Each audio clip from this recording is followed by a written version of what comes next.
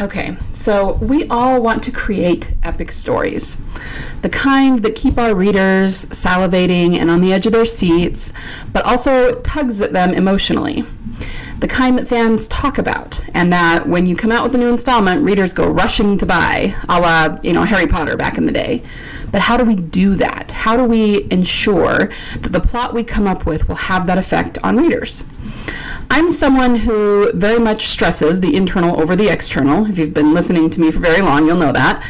Meaning that the internal character journey needs to almost take precedence over the external plot events, right? But let's face it, the plot events are what the reader shows up for. So how do we keep them riveted and coming back for more, no matter what our story is about? Well, that's what I'm going to talk about today, so stay tuned. Hi there, aspiring fiction author.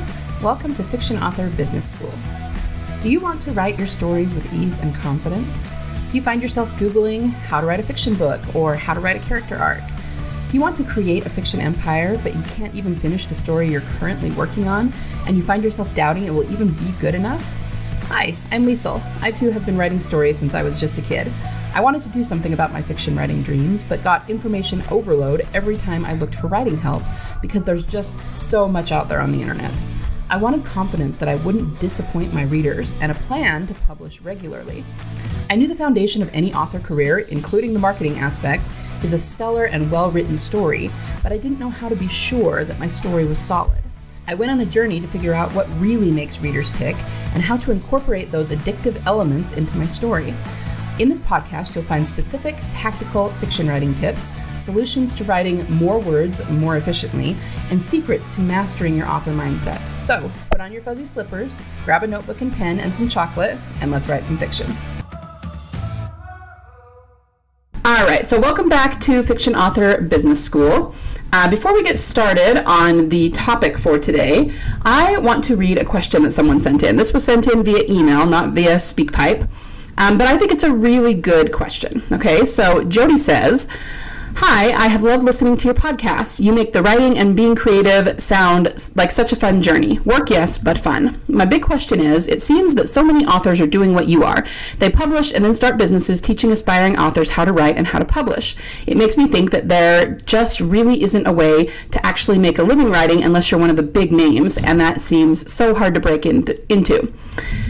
Thoughts, dose of reality." Okay. So this is actually an excellent question, Jody, and it's something that everybody should ask themselves. But I think I am going to give you a dose of reality, but not in the way that you think. Okay?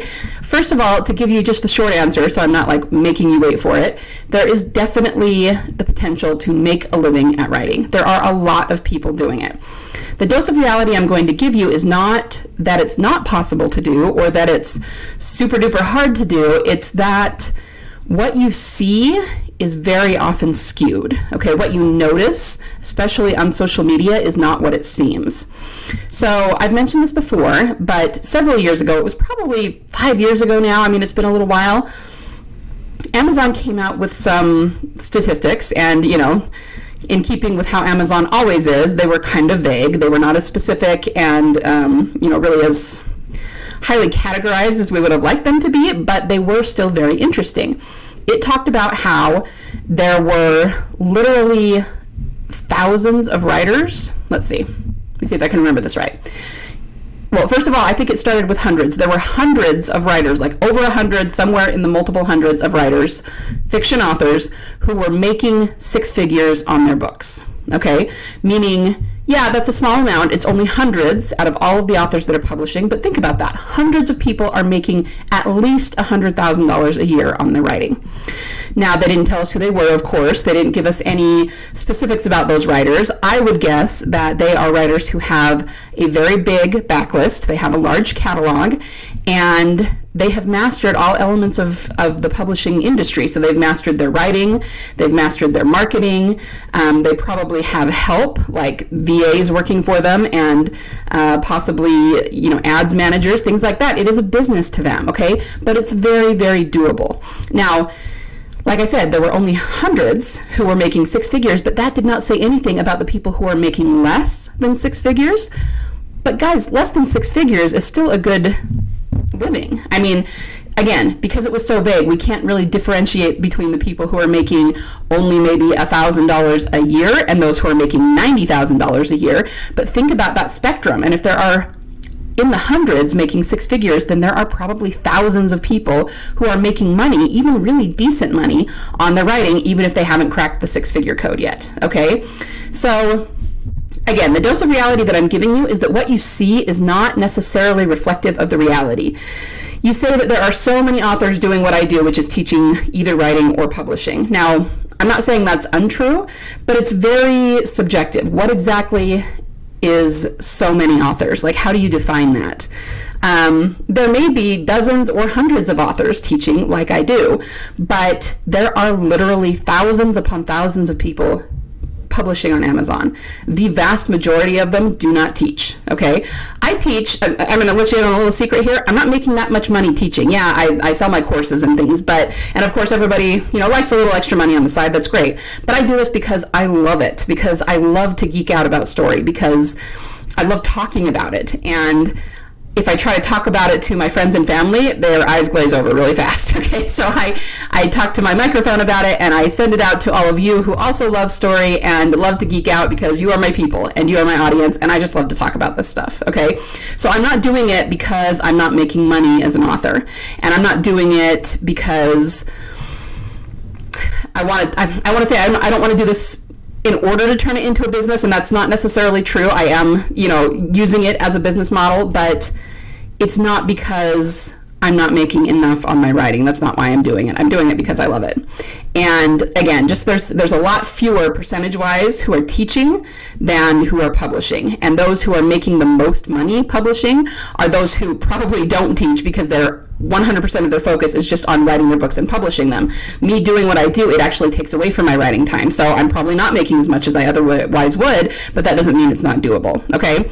So what I will say is that it's very possible to make really good money publishing books.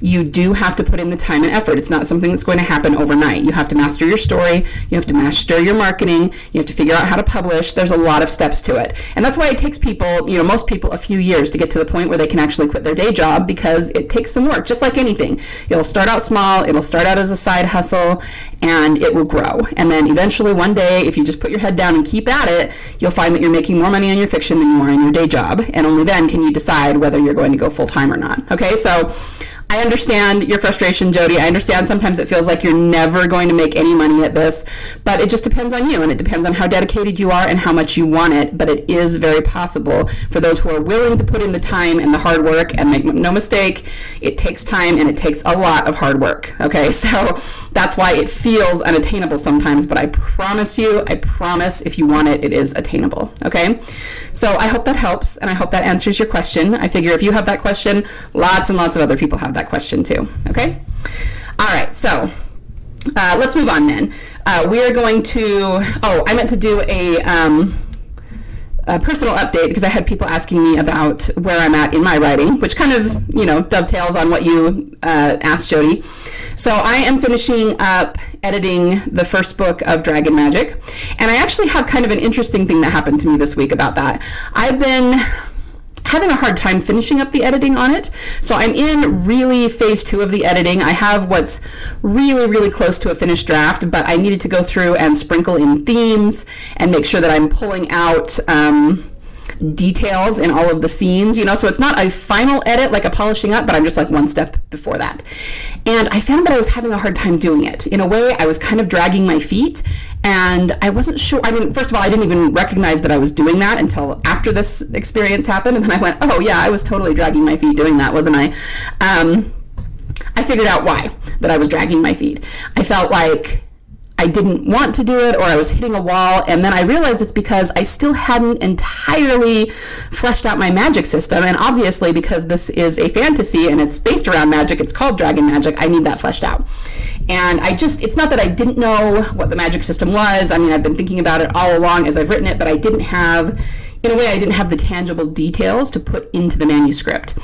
And the interesting thing that happened was that my brothers keep telling me to read the Mistborn series. I know. I'm big on high fantasy, and I have not read the Mistborn series. I know there's people probably throwing Rotten Tomatoes at me. But I knew that I needed to read it, and I've been meaning to read it for years. And so finally I bought the audiobook, and I was going to listen to it on my way to work. And I thought to myself, I've been having trouble with my magic system, and Brandon Sanderson is big on magic systems, so maybe that will inspire me. And sure enough, it was actually a couple of days into listening to it, I found my mind wandering on my commute home. And it wasn't because the story wasn't interesting. It's fantastic. I'm loving it. But it's because it was inspiring me, and I was thinking about my own story and what I wanted to... Again, I know what the magic system does, but it was a matter of getting physical descriptions when the characters are using the magic. That's the one piece that I hadn't really settled on. I tried a few different things and I had some ideas, but I hadn't really, nailed down what it was going to be. And, what I came up with has absolutely nothing to do with Mistborn. It's not me ripping off Brandon Sanderson. It was just that reading somebody else's magic system just inspired me and got me thinking about my own. And the funny thing about that is that I don't think it has anything to do with Mistborn. Not only because my magic system and my story is not going to be anything like that, but because it was my own brain putting limits on itself, putting the brakes on, and then I told myself, if I listen to this audiobook, it will inspire me, and then it did. So the lesson I want you to take away from that is that we are our own worst enemies. When we can't figure something else, I promise you, we are putting the brakes on. Okay, we are somehow blocking ourselves from that. You could also argue that listening to an audiobook, I wasn't trying to force the news. My brain relaxed, and I was just listening to the story. And that's when the creativity started to flow. So once again, if you ever find yourself blocked in general or as to a specific aspect of your story, I promise you, if you just relax your brain, take a deep breath, and kind of let the ideas flow, you'll get past that block real soon. Okay? So that was kind of my interesting story for this week about my own writing. And I am now well on my way to finishing the editing of Dragon Magic. I'm really excited. This is the one that I'm going to put on Kindle Vella and do a little bit of an experiment, and I will let you guys all know how that goes. So I'm hoping to get the first chapters up on Vella within the next 3 or 4 weeks. So wish me luck with that I can get the editing finished in that amount of time, hopefully. I'm really close, like I said, so I should be able to. And then I will get that going. So yeah, I'm really excited about that, and that's where I'm at in my personal writing, for those who are asking. Okay, so here we go. Let's talk about creating epic plots. We all want to create these, and I know that especially when I got started, I really wanted to write epic story arcs, right? I wanted to write something so great that my readers just couldn't get enough.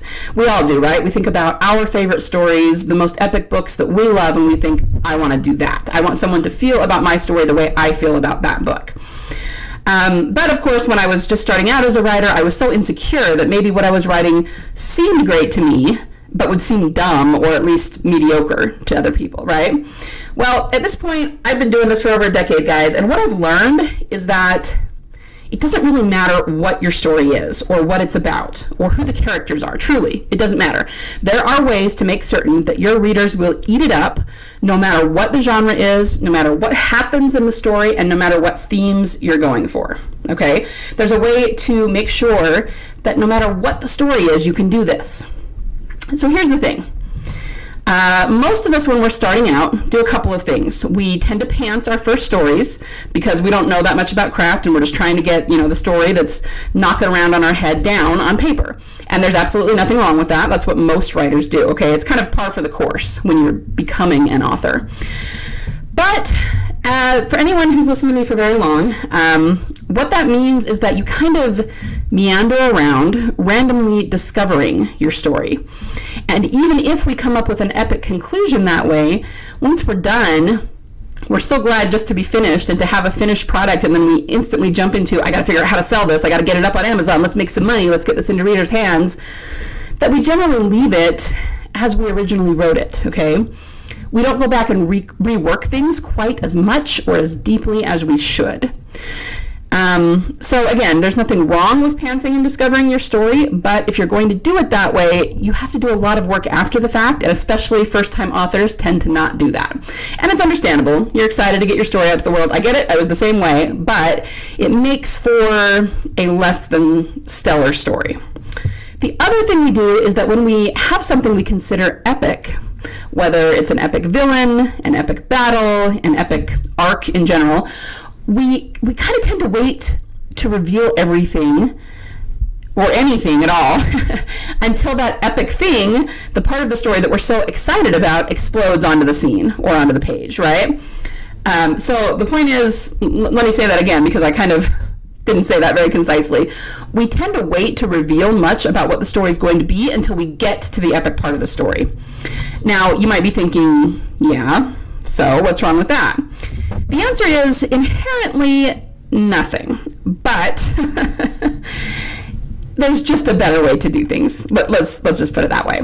Okay, so discovering your story and holding back information may be perfectly fine ways to write a story, but they're definitely not the best ways to rivet your audience. So I'm making a differentiation here between writing the story, the first iteration of it, and then tweaking it, or I don't know, maybe intensifying it would be a good way to say it, to make sure that you are gripping your audience, holding them close, and keeping them reading all the way through. Okay, those are two different things.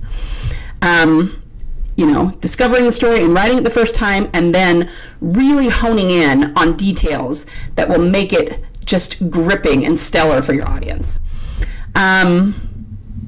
So again, discovering and holding back information, perfectly okay, but they're not effective at all in writing epic story arcs that the audience talks about, salivates for, and can't get enough of. So once again, whatever your story arc is fine. It doesn't matter really what it is, but after you discover the story and the epic arc, you have to take it a step further to make sure that you grip your audience. Okay.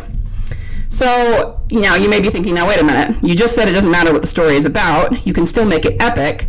So if I pants my story and it doesn't matter what it's about, then what difference does it make, right? Stick with me. I know this is getting a little bit in the weeds. So the best way to do this is just to give you an example. The thing that started me thinking about this and kind of led to this podcast episode is watching the latest iteration of Star Trek TNG. Now, I used to watch The Next Generation. If you don't know what that is, Star Trek TNG is The Next Generation. It's the one with Picard, Patrick Stewart. And I used to watch that when I was a kid. So I sort of grew up on Star Trek because my parents really liked the original series. And obviously the original series, like the original Star Trek, was before my time. But I was familiar with it because my parents liked it and used to watch reruns and things like that. So when TNG came out, they were so excited, right? And one of my earliest memories is being a little kid in the 90s. The entire family would kind of huddle around this 13-inch screen TV that was like a square. There were no flat screens back there, and we would all watch this on Sunday night. I remember it was on at 7, and I was a little kid, so as soon as it was over, we had to go get ready for bed, right? And we loved it. We watched it every single week. It was kind of an obsession. Well, very recently, in recent years, they have put on Star Trek Picard, which is kind of a 20 years later iteration of the series. I watched the first season and part of the second, and honestly, I wasn't super impressed with the writing. It was fine. It was just a little bit boring. But then they came out with a third season, and I was told by other people who loved TNG to watch it because it was really, really good. They had a new showrunner. They had probably different writers, and it was much, much better than the first two seasons. So I took the time and I watched it, and I absolutely loved it. It was fabulous, okay? But here's the thing that jumped out at me. They base the story in the third season of Picard around an arc that they have been using since season 1 of the original series. And you might think, well, isn't that boring? Don't they keep going back to the same thing? But guys, it's not boring. Every time they go back to it, it's fabulous. And of course, it's not exactly the same. They put their own spin on it. They change it. They do something new with it. But it's really, really good, okay? And I'm not going to keep you in suspense for anybody who wants to know. It's the Borg storyline with Picard and his connection to the Borg and all of that, okay? And I'm going to go into this a little bit more, how they did this. So, how then did Star Trek write the most epic story arc of all time, one that just keeps giving? Well, by doing what I'm going to tell you to do that will also allow you to write epic story arcs. What I said about it not mattering what specifically your story is about is true, okay? It's also true that pantsing your novel, if that's the way you prefer to write, is perfectly okay. But once your story has been pantsed and once your epic arc has been discovered, if you really want to hook readers, you have to go back and set up expectations for that arc. Okay, I'm going to say that again. To really hook readers, to keep them coming back to you again and again, you must set up expectations for your arc. That is what Star Trek TNG did. Okay, so I'm going to kind of describe how they did this in the original series. The very first episode of the very first season of Star Trek TNG, the captain and crew come into contact with an alien species that are called the Q, who are basically omniscient. Okay, they're very, very powerful. They're humanoid. They're a little like Greek gods in that they're very petty and kind of ridiculous at times, but they're very, very powerful. And in order to show their power, they basically flick, if you will, the starship out so far into space, into part of the galaxy that they've never been in before. And they encounter another species called the Borg. Now, the Borg is a collective mind, it's a hive mind, and they are cyborgs. These Borg almost destroy the captain and the ship. I mean, it gets to the point in the episode where they're like, okay, this is it, we're going to die, because their weapons are way advanced. They're not interested in peace talks or getting to know a new species. They're just out to kill everybody, right? And right when it looks like the captain and crew in the first episode of the series is about to die, the Q, who originally, flipped them out there, pulls them back and saves them. And the point of doing that was to say, you know what, someday you are going to encounter the Borg again, and what are you going to do? You have no idea what's out there. You are so underprepared. These other species are so much bigger and badder than you are, and they're going to kill you. Your existence as you know it is over as soon as you encounter them for real. And then that's kind of just where they left it. And of course, after that, the captain and crew go on episode after episode, discovering different species and being out in space and going on all their adventures, right? Well, it took, I want to say, I should have looked this up. It's like the end of the third season, maybe, and don't quote me on that. But I know that the episode is called The Best of Both Worlds. They actually do encounter the Borg. And the way that the show did this was so perfect, because they came upon the same type of ship. Anyone who had been watching the show from the beginning knew what it was, and it was the Borg. And they did it so well with like the music and the ambiance in the episode. Picard turns around and says something like, send a message to Starfleet, tell them that we have engaged the Borg. And it had this like, kind of music. Like, this was epic. Then they go through and they have their whole encounter with the Borg. And the writers knew what they were doing, okay? You have to create an epic arc that is, put your characters through the worst thing that could possibly happen. And in this case, it wasn't death. It was the Borg like to assimilate people into their hive mind, in which case you lose your free agency. You no longer are in charge of your own brain, your own body, your own existence. Okay, it's losing freedom, and that's far worse than just being killed by them. And that's what happens to the captain. He ends up getting assimilated into the Borg. Now, that kind of happens at the end of season 3, and then the beginning of the next season. Again, I think it's season 3, but if it's not, sorry about that. They kind of, it's like a 3-episode arc, and they get through it, and they get him back. Obviously, he's one of the main guys on the show, and move forward and all of that. But that really affects him, and he's going to be different for the rest of his life. What followed after that, even though that was this season went for 7 seasons, and so it was in the first half, the earlier part of the series that happened, they were able to do plenty more episodes that had to do with the Borg. They did a movie that was in theaters called First Contact that was about the Borg. And now in Star Trek Picard, they are dealing with the Borg again and the effect that it had on the captain all those years ago when he was assimilated. Okay? To this day, guys, The Best of Both Worlds, part 1 and 2 are fan favorites. Whenever they do online polls and ask people what their favorite Star Trek episodes are, the fans who always watched it, those 2 are almost always at the very top, okay?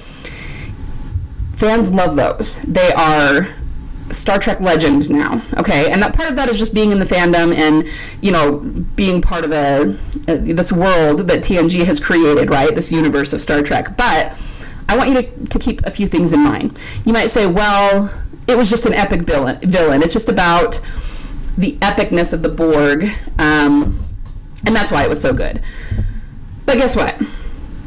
There were other villains and other species on the show that kicked the Borg's butt, okay? So they were not the most epic villains ever created, so that can't be the reason, okay? Why, if it was just about being an epic villain, were those other species and other episodes not as highly regarded? Well, it's because they weren't set up quite as well. Okay, and this is something you need to think about as a writer, because most people just don't think about it. If it was just about great plots or great story arcs in general, there have been lots of them on Star Trek that I've really, really loved. So why is this one so memorable? Why can writers go back to this again and again without fans complaining or getting tired of it or saying it's been done before? It's not because of the arc itself. It's not about what the plot was about, okay? It's about how it was set up. You have to set up the audience expectations and then pay them off. When you set up expectations for your story and then pay them off in a huge way, there is power in that, okay? There's a power that you have over your readers to manipulate their emotions, and I mean that in a good way, not in a bad way. You manipulate their emotions and you bond them to you and to your characters and to your story in a way that nothing else can, okay? So once again, it's not about what the arc is about, it's about how you set it up, how well you set it up, and then how well you pay off that setup, okay? Now, why does this work? I'm going to get a little nerdy on you because I sit around thinking about things like this, okay? I've pondered the reason why this works so well, and what I've come up with is this. Number one, as I've said plenty of times before, and as we all know, human beings are wired to look for patterns. We don't even do it consciously. It's just how our brains are created, okay? If we're reading a story and we're told something's going to happen and then it does, that's a pattern. It's an expectation that we can latch onto. And knowing what might happen beforehand actually makes us feel safe. It makes us feel empowered and in control. I mean, this is one of the reasons why closure is so important for human beings, and not getting it can result in trauma, okay? So when traumatic things happen suddenly without warning, those are really, really hard for us to process. Now, obviously, reading a well-written story is on a much smaller scale than a traumatic life event. I'm not trying to downplay that at all. But the same principles apply to our brains and to our emotions, okay? The second thing I came up with is that seeing someone fight against set expectations is always compelling, okay? So if at the beginning of a story we see that someone is enslaved and there's nothing they can do about it, and then we see that they have a little bit of fight in them, a little bit of rebellion, that's so compelling, okay? So whether we feel like they're fighting a losing battle or we're rooting for them to win the day, it immediately gets us invested in what's happening, and we can't help but want to keep reading to find out what will happen down the road, okay? So that's number two. Number three, it feels like fate. Human beings are a sucker for fate. We all are, okay, whether you want to admit it or not. Anytime something feels like it's destined to happen, we're instantly drawn in. We start to ask, will the character fight their fate or succumb to it? I remember watching a particular film years ago with my mom, and it was about a young woman who was basically being preyed upon by a sexual predator, but she also knew that he was preying on her, and she was self-aware enough that she could make a decision about whether she wanted to do what he wanted her to do, because she was aware that he basically wanted her to be his mistress. You know, she would give him sexual favors and he would take care of her. And so but he was very clearly a predator. She was very young. And I remember watching this show with my mom, and my mom got really into it, and she started going, oh, what's going to happen? Is she going to be able to get away from him? Is this going to happen? Is that going to happen? And that's just what human beings do. I mean, at that part of the story, it probably wasn't even really obvious yet, outwardly what he wanted, but we could all feel that's what it was. We're not idiots. We can read between the lines. And again, it just feels like that's the way it was going, and so then you want to know, will she or won't she? When something feels predestined, we want to know that. Will they end up together or not? Will the character beat the villain or not? Will they die or will they live? Will they find what they're searching for or go home empty-handed? Will they go mad or will they stay sane? It's the kind of thing that draws the reader in and refuses to let them go. Okay, So the next question I know I'm going to get, because I always get this, is what if I don't write high fantasy and my type of story doesn't deal in destiny? How can I make this work? I promise you, no matter what genre you write, you're already doing it. It's built into the story. You can certainly have an overt prophecy in your story, or a herald. A herald is a character archetype that foreshadows some kind of doom. Someone that says, you are going on a quest, it will be very dangerous. Okay, so you can definitely have those if that's the kind of story you're telling. But you don't have to, okay? If you write a different genre, then it's just basically about genre conventions, right? When Elizabeth meets Mr. Darcy, finds out he's handsome and rich, and then hears him insult her, there's inherently the ring of fate there. Okay, the way the story is set up, we know this relationship is going to be significant one way or the other. Now, maybe at the outset we don't know how, but either they're going to end up liking each other, loving each other, hating each other, killing each other, okay?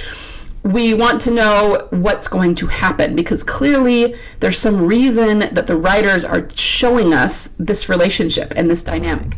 So it feels like fate. They were fated to meet, and now what's going to happen? It's like fire and ice, what kind of interaction are we going to end up with? Readers will inherently feel the ring of fate in your story. Again, it's a way of setting up your epic story arc, setting expectations for it, and then your readers won't be able to help but keep reading. So in romance, the way you do this is it's always going to be about the meet cute, right? Establish that there's an attraction between your two main love interests, but oh, what a shame, they can't be together because of X, Y, and Z obstacles. Fate. Feels like fate, right?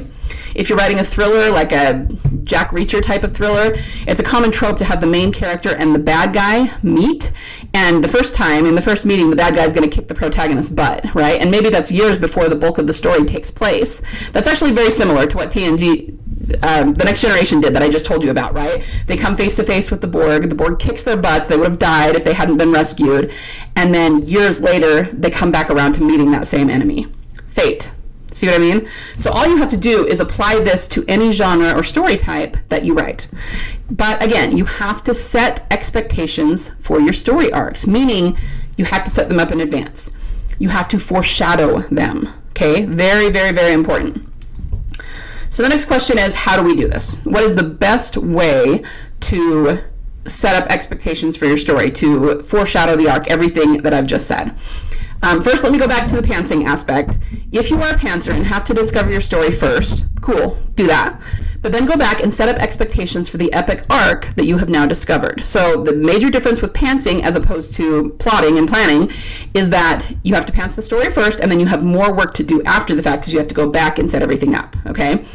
So do you see why it doesn't matter what you write, what genre, what the story arc is, who the characters are, what the theme is? No matter what you write, you can do this. All you have to do is go back and set it up and kind of leave these tantalizing hints and clues for your readers and make your story feel like it's fate, like it's so epic and this is going to happen no matter what. And I promise you that that will draw your readers in. So many of us, as I was saying at the beginning, like to hold back information until the epic arc happens, but that is the opposite of what you should do. You need to be dropping breadcrumbs along the way. The more you tell them, the more invested they will be, I promise, okay? So again, how do we set up the expectations in order to make our story arcs feel like fate? Number one, set it up in advance. Okay, you can do this so many different ways, guys. The sky's the limit. You can use dreams, you can use dialogue, you can use vision, you can use events. As I said, you can have them meet and things go down that make them hate each other. And you can do that with, love interests or villain protagonist pairs, either one, because either the villain's going to kick the protagonist's butt and then they're going to have a showdown later, or as we know so often in romance, they might hate each other to begin with, but then eventually they're going to fall in love, okay? Just follow that template, even if you're not writing a romance, even if, just take that and say, how can I apply it to the story that I'm writing? Number two, make the stakes very high, both personally and plot-wise for your protagonist. If you really want an epic story arc, it has to be a big deal. It can't just be something they shrug off. It can't just be something that they overcome in a page or two, okay? We're dealing with life, death, freedom, the loss of a loved one. We're dealing with sanity and insanity. I mean, these have to be really, really high stakes. And when I say plot-wise and personally, there needs to be something physical and tangible in the plot, but also something going on internally for the protagonist. If you can marry those two together, the stakes will be very, very high, and that also will hook the audience and make them want to find out what happens, right? So, number 3, you have to pay it off in the most epic way possible, okay? Once again, I kind of just said this, but the protagonist has to come close to losing everything, almost dying, sacrificing tons in order to win. You know, they have to really struggle with their internal morals on this one, okay? So you have to set it up in a big way, you have to make really high stakes, and then when you actually get to the epic part, man, you better make that thing so difficult for them to overcome, so difficult for them to win the day, if they even do win the day, right? And number 4, internal arc, internal arc, internal arc, internal arc. And what I mean by that is, once again, I'm going to go back to kind of my foundation, and that is that the internal character arc really needs to take precedence. What happens internally needs to affect what's happening externally, and them overcoming their internal limitations is what's going to help them overcome what's happening externally. So let's give an example of that. Going back to Star Trek, the captain deals a lot with the trauma of what happened to him with the Borg, okay? It's very much something that was taken from him in a victim sort of a way, okay? It was his freedom, it was his mind. I mean, they take over your mind, they control your mind. I mean, it's very, very traumatic, right? And when they do all these other Borg episodes, he has to figure out his internal stuff. He has to figure out that trauma and transcend it in order to beat the Borg again the next time they, clash with them, that sort of thing. If you want to talk about Pride and Prejudice again, that's another one too, right? Elizabeth has to overcome her pride and her prejudice in order to end up with Darcy and be happy, in order to understand who Wickham really is. So the two always need to be intertwined. So the internal arc is just as important. All right, guys, I've rambled on for a while today, so let's do a quick recap. In order to write really, really epic story arcs, and we are talking about plot-wise, but just in general too, there are a few things that you need to do. You need to set them up in a big way, okay? Hint at what's going to happen, tantalize your readers, tease them with foreshadows, okay? Make it a big deal. Do not hold back information until the last possible minute. Now, of course, that doesn't mean that you need to give away what's going to happen. I'm not asking you to give spoilers, but you need to hint at it. You need to give them kind of some signposts about what's going to happen, okay? Number 2, you need to make the stakes very, very high, both plot-wise and personally for your protagonist. Number 3, when you get to that epic part, you need to pay that off in the most epic way possible. The protagonist has to come dang close to losing everything that they've been fighting for, okay? And number 4, really make sure that your internal arc is there and that it's married with what's going on externally in the plot. If you do that, what happens in your plot will feel like fate, and it will draw your reader in, and you will never have trouble with your readers not coming back to you. They will know that you know how to tell an epic story, and they will buy every single thing you ever write. I promise, okay? It's not the easiest thing to master. Let's put it that way. It takes some practice, and the more you do it, the more you think about it, the more you map it out, the better you'll become at it. Just like anything, you need to get a few books under your belt. The more you write, the better you'll become at it. So I'm not going to say, oh, just do this X, Y, and Z, and it'll be fine. It's something that you need to practice and something you need to master. But what I want you to do is go back to your work in progress, whatever you're working on, and think about this. Look at what the climactic moment is for your protagonist, and then go back to the beginning and say, how can I set this up? How can I foreshadow this? Can someone have a dream? Can someone show up to tell the protagonist that maybe something wonky is going on? Can I have like a herald character that's going to foreshadow doom events? Whatever it is for your story and your genre, try to set it up. Then you got to make the stakes really high. Once you get to that climactic moment, what does the protagonist stand to lose? And if it's not a big deal, you need to make it a big deal. You need to make it the worst possible thing they could have ever gone through. At the beginning of the story, ask that. What is the worst possible thing in their mind that could happen? And you need to make that happen to them by the climactic moment, right? you need to pay off the setup in the most epic way possible. Try to come up with an example. If you say, oh, I'm going to set it up so that it seems like this person might, I don't know, fall off a cliff and die.